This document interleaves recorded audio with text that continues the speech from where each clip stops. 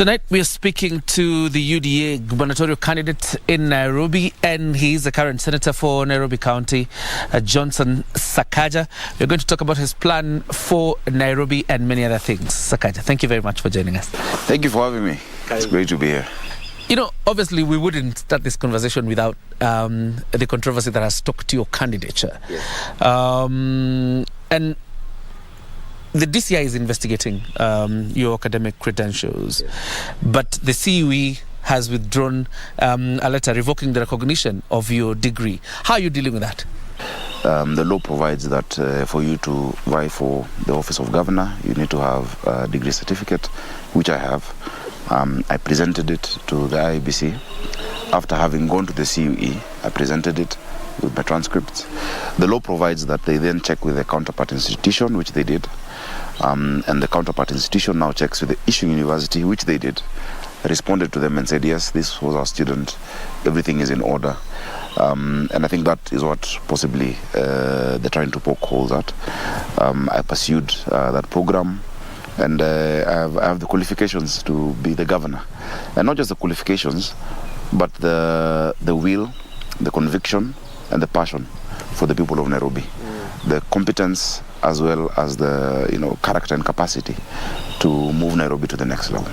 As you mentioned it, the person who actually took you before the IABC Disputes Tribunal has now appealed the very decision by the IABC of saying there was no wrong in clearing you as a governor candidate for Nairobi. Are you confident about this process? Well, you see, we believe in the rule of law, but it's not open to interference by the state. And I've said previously that it actually is the state that is pursuing this matter. And I think many things they've done show you their hand. For instance, if the CUE recognizes and says everything is okay, and then they revoke what they've done, and then they withdraw their revocation. So you can tell that there's a lot of confusion from there. But I'm still confident to whatever level it gets to. I stand by, everything stands on its own merit. Let's talk about Nairobi now, because the capital of this country, and there's so many interests around Nairobi. But there's a connection between the style of leadership of a person and whether that county will succeed or not.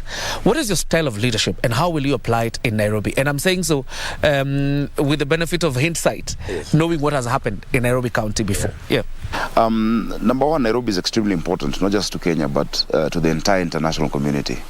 It is the economic hub for East and Central Africa, and we want to make it Africa's real capital. We have a great vision for this city, a vision that spans more than 10-20 years about what Nairobi must be. I've grown up in this city. I was born in Gara. I've seen a Nairobi that was working, a city of opportunities, of hope. There was order and there was dignity, and that is what we want to bring back. And that's why there's a lot of interest in who runs the city. I have been able to, and when you ask me about my style of leadership, I've been able to study the administrations that we've had. I've looked at Governor Kidero's administration. That was a pioneer, devolved, Nairobi. I've seen his successes, because remember he was setting up institutions from scratch, setting up a lot of the structures. I've seen the successes and the failures in terms of, what went wrong. I have studied the style and the government of Mike Sonko, whom we campaigned together. And of course, during his tenure, we had a lot of disagreements because I was doing an oversight role. And I raised several issues. In fact, there's no senator who raised more issues about their county than I did about Nairobi. And I've studied also the NMS and Kananu. My style of leadership is really deliberative and collaborative. You cannot run this Nairobi as a one-man show. You need the best of everybody's capacity. You need the private sector. You need to be able to trust your officers.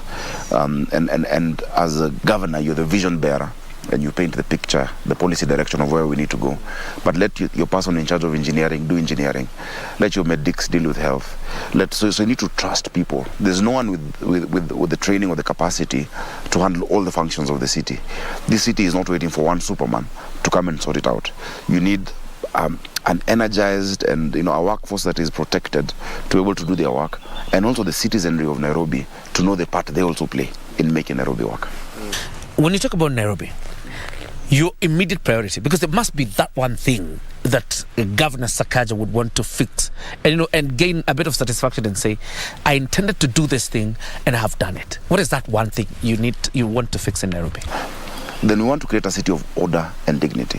For you to have order and dignity, number one, you need to have rules that are clear for everybody and apply to everybody. But for me to start a business, this is what I require. These are the steps. We must reorient our public service in the city to be pro-business. Instead of chasing hawkers and closing down shops and beating up people, putting market women in those lorries, Mariamus, etc., let's facilitate them to do business. Let's and once you do that, then you give people dignity. There's no dignity in you running your shop, but you're always looking behind your neck to see if you're going to be arrested, by Kanjo. There's no dignity in jumping over, sewers and garbage heaps, trying to get home. There's no dignity in waking up your children at 4 a.m. to get to school at 8 a.m. because of traffic. There's no dignity in the fact that you're living in a place where what separates you from your children is a bedsheet, And we want to give people that ownership, order, and dignity. So there are many, many programs that then come into that. Whether we're talking about water, whether we're talking about traffic management, whether we're talking about the cleanliness. We must clean our city. We're going to talk about that. Yeah. It's important you're getting in to those things. But first, let's talk about licensing, because you've talked about it. Yeah. And in your plan, I've had you talk about doing away with multiple licensing that is happening at City Hall right now. Yeah. I wanted to explain a bit about your plan and merge it with, doesn't that now also deny the city county revenue? We will not. We have to be very pragmatic.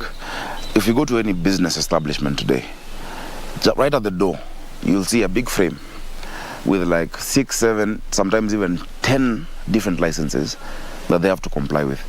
Many of them are from the county government.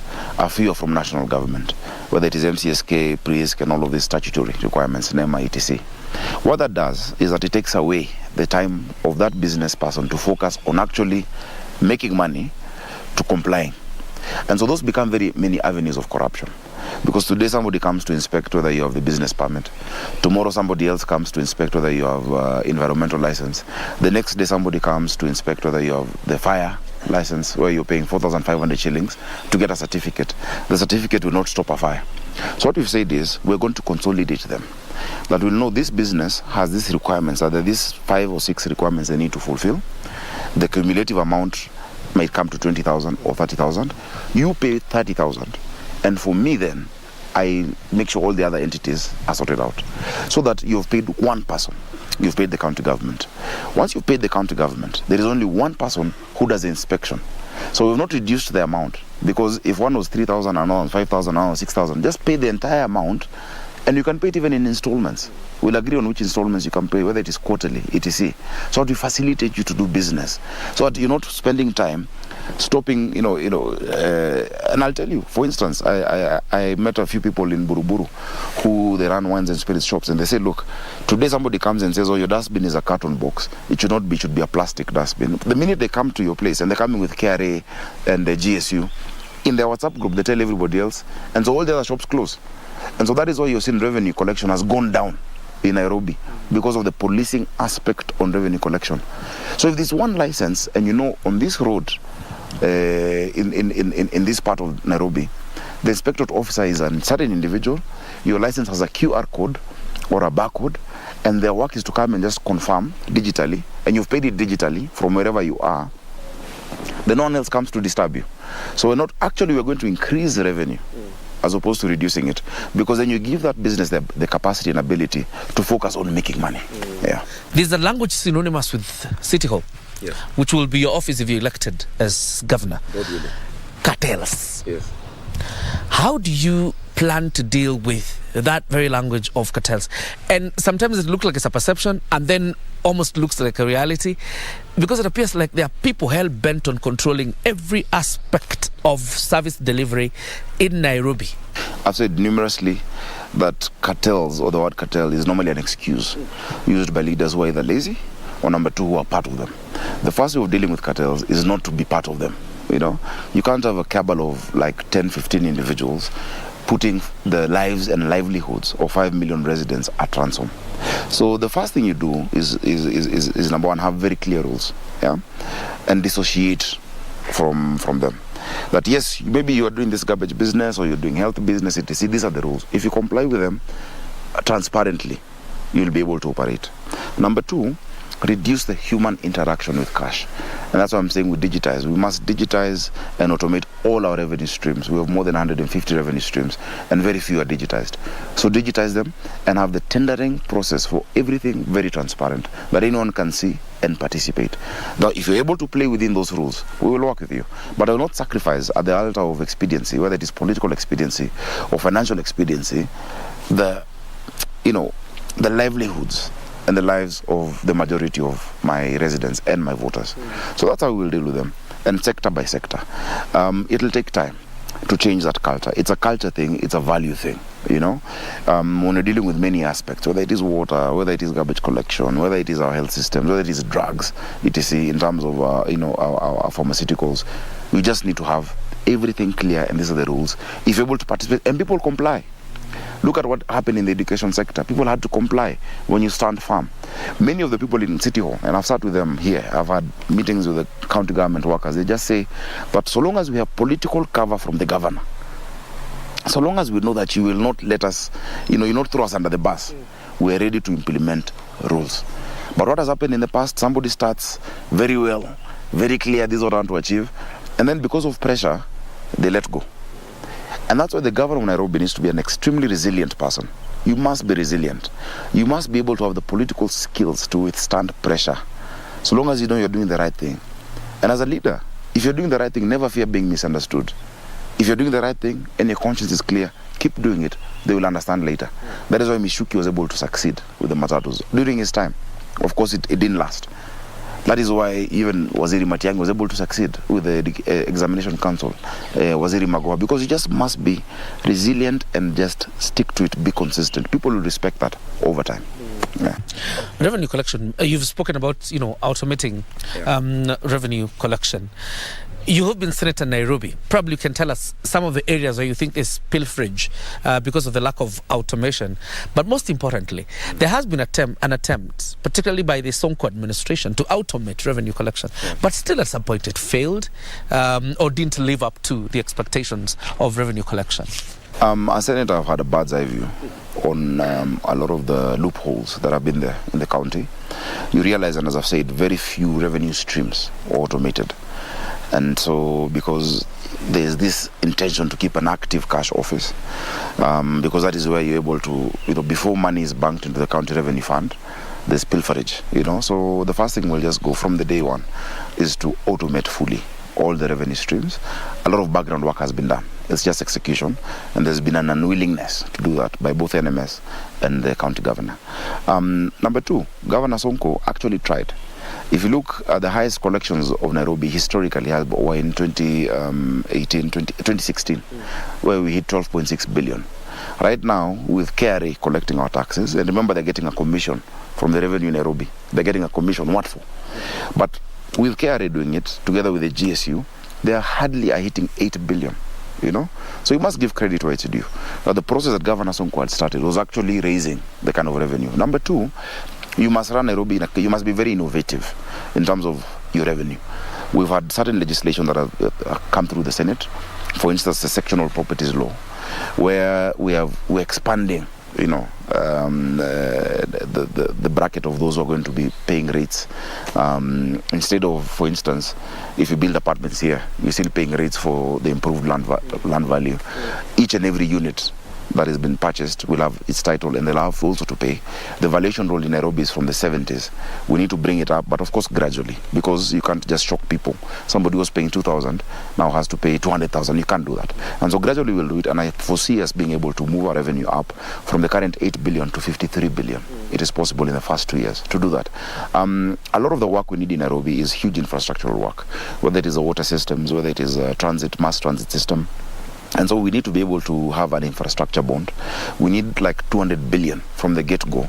Otherwise, you'll just run Nairobi like a cashier, that you get money, you pay salaries, you have very little left for development, and people are collecting taxes to pay salaries. We cannot have that. We need to see this is what Nairobi needs in the next 10, 20 years. This is the phase one, this is the phase two. And so we need to be innovative. If you look at cities like Johannesburg, they're actually even listed, you know. We have Kenyans, I've spoken to Kenyans around the world who are willing to participate with their remittances on specific projects in their capital because they feel a connection with Nairobi. Healthcare, because it's a very important aspect in Nairobi, because there are times when city council dispensaries used to work, and this is the sources of primary healthcare in Nairobi. Nowadays is a very painful story. What is because Nairobi County has the advantage of being complemented by the national government in terms of the facilities around Nairobi, but for primary healthcare, what is your plan if you're elected governor? The hospitals are ours, the doctors are ours, the drugs we're buying them. We can be able to subsidize the cost of healthcare for those people. So the first thing is health financing. Many people's lives get impoverished when one person gets sick. You know, you've worked as a family, you've put in some investments, you've moved on, then your mom gets sick and everything goes haywire because of not contributing for health insurance. So health financing is critical. Number two, the medical personnel, the human resource aspect of it. We don't have enough practitioners, and the ones we have been stuck at certain job groups. Many are not being paid, and I know them by name. I've sat again with them here, the health workers in Nairobi, clinical officers, the nurses, even before we get to the doctors. We must make sure that they're taken care of properly. Of course, you know, realistically, you know, we can't give them millions, but realistically, their CBAs have not been honored. They're demoralized, and they're the face, you know, they're the person who the Nairobi resident meets when you go to Pumwani. They're the one you meet when you go to whichever hospital. You find possibly in Pumwani, they don't even have a place to have lunch or tea when they're overnight, you know, when they're staying there overnight. There's no canteen. So take care of the human resource issue. Number three, the supply chain of pharmaceutical and non-pharmaceutical, inputs. There's no private hospital that has a shortage of Panadol or an excess supply of malaria queen because of technology. Because once you know that we're dealing with this commercially, you must be able to tell that this part of the city requires this kind of drugs. That based on the information, and I spoke about a chip, we have information that people have been coming with this ailment, the stocks are being, measured based on time, based on the demand. So we'll have to deal with our shortfall with KEMSA. I'm glad that even within Kenya Kwanza, we say that we'll deal with that monopoly, so to get drugs that are cheap price and available and accountable. You cannot go to a hospital and they tell you, hakuna dawa, enda huko nje. So just the stock, managing the stock of our supplies and knowing what is needed where, using technology. And finally, the health information management system. Based on that chip and that information, when you go to that Mutuini or when you go to Ngara or Pangani and you log in, the doctor or the nurse can be able to tell, this is your medical history, this is what you've been treated on for. Because many people, when your treatment is not working in one place, you go to another place, you don't say what drugs you're on. And so people are dying of very silly things because you're being given out drugs that are clashing with the other ones you got somewhere else because you're not sure what to do. So once we deal with those things, I think moving ahead, we'll have a very healthy Nairobi. Yeah. Water scarcity is a perennial problem in Nairobi. Yeah. You see people carrying jerrycans in carts, either in their backs or whatever it is. And rationing is happening in estates in Nairobi.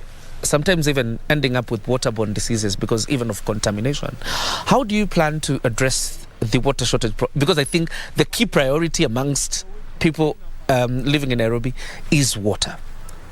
The demand for water in Nairobi is 850 million litres a day. So what that tells you is already there's a shortfall in the quantity. Fortunately, there's been a plan, there's been a program, what we call the Northern Collector Tunnel, that is 90% done. The Northern Collector Tunnel Phase 1, which is coming from Murang'a in Maragua, is going to provide 140 million litres to cap that shortage. It's 90% done in terms of the tunnel, but the piping then is 34% done.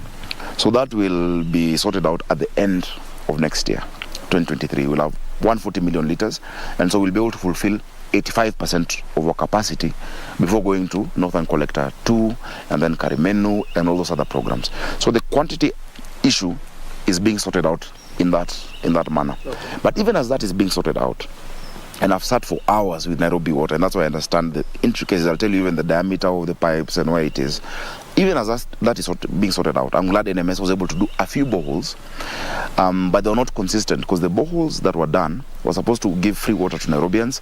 Now they are charging water, and people have taken them and privatized them, and they've not had maintenance. So you find a borehole has been done in Mathare, but then for 3-4 months it's not working because of the pump, which needs 15,000 shillings to sort out. So we'll just make sure that we control and have proper maintenance of what we have. And for the dignity aspect, once we've sunk those boreholes, that water can be put into the system as we wait for the quantity to be sorted out, so that you don't have to go. So, a tap per household gives dignity, so that we reduce this issue of jerrycans. And I kept telling people, more than 70 to 80% of Nairobians have never had a shower from the top. We shower bottom up, with a bucket. I keep calling it bottom up. We need to change that.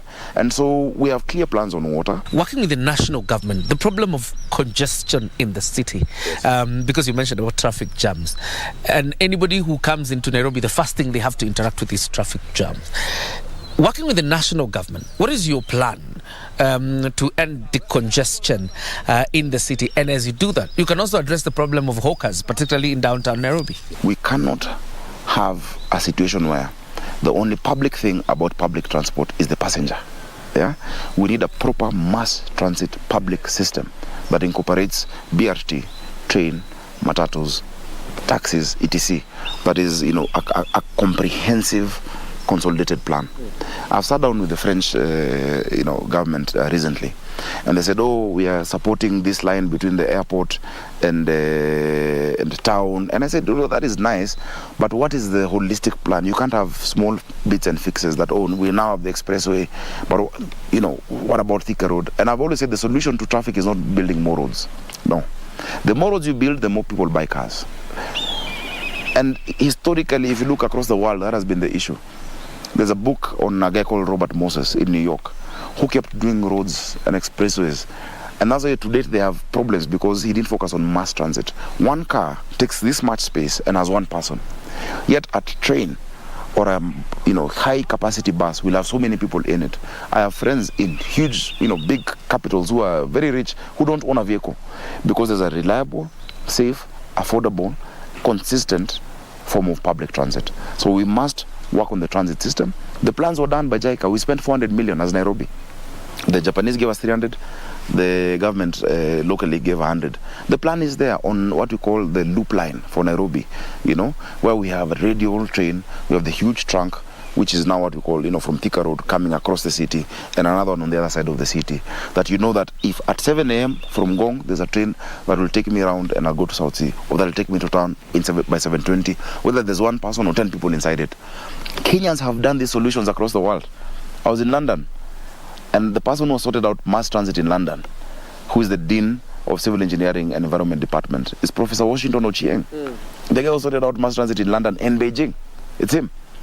I was in Saudi, the person who's done the Riyadh Metro, and they're part of the company managing it, and they're the same ones who did the Dubai Metro in 3 years, is George Odongo.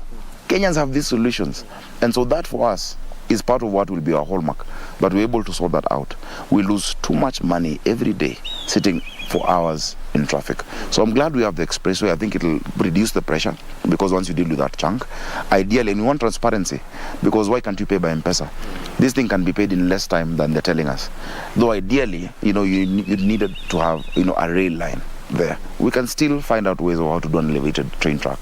And it's something that we must partner with the national government. And that's why the governor of Nairobi must be able to relate very directly and consistently and daily with the national government. I'd like to give you a last word on that camera. Yes. And probably talk to Nairobi citizens. Thank you. I want to thank the citizens of Nairobi for this opportunity that I have been given to speak to you. For the last 5 years, I've served you as your senator. I've been rated the best performing senator in the country for 3 years in a row. I brought bills, I brought legislation, I've raised your issues in the Senate, but that is not enough. I want to have my hands on the steering wheel. I believe that together we can imagine a new Nairobi. Imagine a Nairobi that is working for you, wherever you are, that you have the opportunities to do business, you have the opportunities to raise your children in an environment that is safe, that is clean, in an environment that actually spurs their growth. Imagine if your child has the same opportunity as anybody else's child, and the same quality healthcare, the same quality of education, and the same quality of environment. That is the Nairobi I want us to imagine. So this is me. Thank you. Fantastic. Sakaja Johnson, the current senator for Nairobi and now running for governor in Nairobi on a UDA ticket. We wish you all the best. Of course, in the coming 38 days. And thank you for your time. Keep watching KBC because Kenya is one.